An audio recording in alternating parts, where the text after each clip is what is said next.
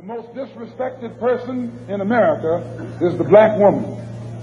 The most unprotected person in America is the black woman. The most neglected person in America is the black woman.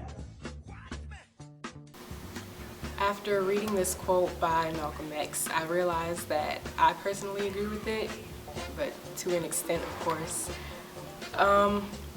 From my personal experiences and just from what I've seen, I feel like black women aren't shown the proper respect and appreciation, but I wanted to get other people's opinions, and I wanted to find statistics that could also back up this, I guess, claim.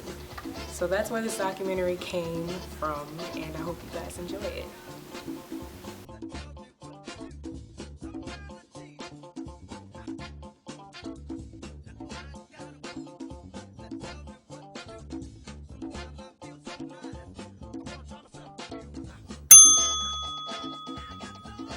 Though we as a community have been fighting extremely hard for black women to step out from the sassy sidekick role and into lead roles, one of these lead roles consists of the stereotypes of promiscuity of black women. In some of our favorite shows, with a strong black woman as the lead, we see these same women being overly sexualized and promiscuous and having sex with married men to get what they want. Yes, so how do you feel about the portrayal or the representation of black women in the media? We have these shows like Scandal and Empire and How to Get Away with Murder. What are your feelings on that? I think, ironically, because I watched all of those shows, I think that those aren't for me always the ones that give us the worst rap. I think it's like the reality shows that sort of do us in a little bit more. Because I think other groups of women could also pick shows that are sort of scripted shows to say like, oh, I do not act like that. And we know that they're characters. Reality TV is supposed to be real. We know it's not, but you see those women who are supposedly living like everyday normal lives, fighting, cursing, spitting, things that are just sort of not cool. And so when you think about, how the media sets that up in a way where that's what people are receiving as far as the messages of who black women are. I don't always think that people might look at Olivia Pope's character and sort of say like, oh yeah, that's terrible, that's how all black women are. I think they look more at Yandy or people, and maybe Yandy's probably a better version of some people, but some of the scenarios that are on those shows and use those to sort of apply them to us, and they're really, really far stretched and far from the truth. So I think we have to do better, and those shows are produced usually by other black women, so that's interesting in itself.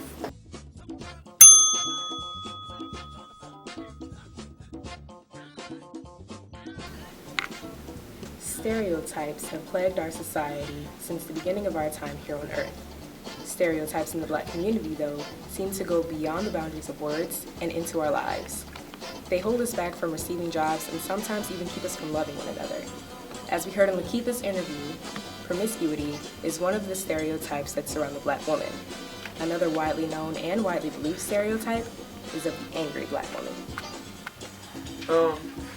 I think you could say probably a lot of the stereotypes that people have for African Americans really comes from like the 1900s, the early 1900s specifically, where like you see them calling us lazy, don't do work, uneducated, when these are all things that were put on us by pretty much Jim Crow and true Jim Crow during the Reconstruction era after the Civil War. So I'll probably say the angry black woman stereotype probably came into being honestly around the 1960s maybe. Because like even if you look at a lot of the old pictures, like you see black women out there being vocal, speaking up. Actually I believe one of the first minority people to ever even make it to even be a candidate for the President of the United States was a black woman, Shirley Chisholm, because she was vocal, because she spoke out, and because she wanted to change the way education was. And this was in the 1950s, 60s. So I definitely say that I think it's more so the stereotype got spawned in, and we'll probably never figure out exactly where it came from, because they're still finding old poems and old little joking comic books from even the blackface era where they were just making fun of black people. You spoke about black women being, I guess, intimidating and very strong. Do you think that's where the angry black woman stereotype stems from? Probably. And I mean, TV doesn't help. Like media, how we're depicted in media doesn't really help. So, I mean, like, they have angry women of all different races, you know? Black women are not the only angry ones. But I don't know, maybe we are just so much more passionate when it comes to relationships or when it comes to really anything in life. So maybe that's where that's stemming from, is that we're just really passionate. So whether it be in an argument in the heat of the moment, or whether it be in the workforce whenever you are, I don't know, like competing with someone else and you may have to kind of like fight to the top, not literally like fist fight, but you know, just like explaining why you deserve the position, like that passion may come out and they may see you as like, oh my gosh, she's really aggressive, but I don't know, I think that may just be kind of like stemming from passion. With celebrities like Beyonce and Nicki Minaj plastered on our TV and phone screens, constantly praised by men, you'd think black women would be the hot topic when it comes to dating.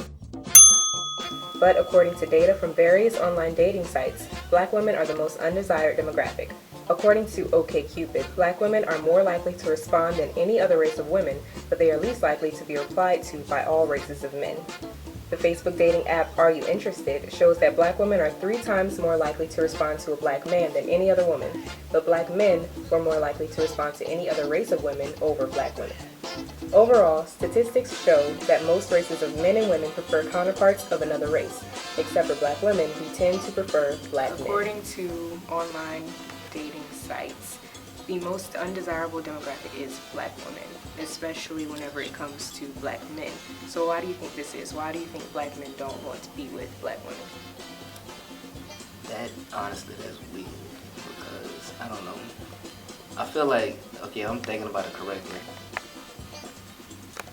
Black men, I feel, or at least black men like me, are constantly around black women. There is a stigma that also black men sometimes don't feel appreciated by black women as well, you know, and I think it's just a thing that, it's a crab in the bucket type thing, I think it can apply here. If we have black culture and we say, oh, this black man wants to do this and this and this, but this black woman looks at him and says, this is what you have right now. This is what he has a goal. It's a thing I've noticed with some black women that, a lot of black women worry about what a man has right now instead of what a man is building to. And it comes off as, okay, you want something that's already established in the now. You're not trying to build with me towards anything. Well, I'm going to go somewhere else, maybe whether it be to another race, and see, you know, what's going on over here. Honestly, that's a very interesting statistic that you pulled up, because honestly, I think that for black men, it's kind of the default that you're going to be with a black woman, and maybe some black men just don't want to be going with the default. Speaking of the disconnect between black men and women when it comes to love, I noticed that more often than not in music videos, black female performers will have a black male love interest, whereas black men will have a white or foreign love interest. Of course, this doesn't happen all the time, but it does happen often, and the statistics from the online dating apps make it a bit more eye-opening. Maybe some black men associate success with having a non-black woman on his arm. The trend isn't just seen in music videos, it's seen in real life as well. But this isn't just about dating or the sexual objectification of black women. It's also about much more, such as other races, specifically the white race's fetish with the sexualization of black women. Don't understand what I'm talking about? Then take a look.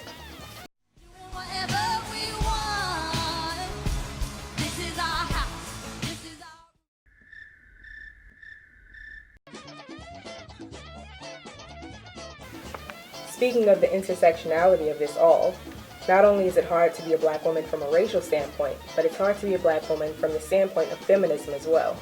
Many feminists complain that women make about 75 cents to the male dollar, but in actuality, according to AmericanProgress.org, in 2010, white women made 78.1 cents to the white non-Hispanic male dollar, whereas African American women only made 64 cents to the same dollar. I definitely think it is hard being a black woman. I feel underappreciated as a black woman, and I also feel underestimated. Why do you feel underappreciated and underestimated? Can you elaborate? I don't know. I just kind of feel like it's just how our society is. Like, I hate to say it, and it hurts to even admit it, but I just kind of feel like it's built into our society that black women are less than. Do you feel that black women are treated with the proper respect and appreciation, or no? Honestly, no. Black women are not nowhere near treated with the respect that they should, because if you look at it, what is the predominant idea of when, I guess, a man thinks about a black woman? A man that thinks about a black woman, he thinks about a black woman probably maybe one of these Friday, Saturday nights out at the club, twerking, shaking, you know? So he's not thinking about a black woman who's in college pursuing her master's, getting a PhD. He's not thinking about a black woman who might even be raising her own kids. It's always, for some reason, whenever men think of women, you think of the video vixens you see on TV, BET, MTV, in the videos doing sexual activities.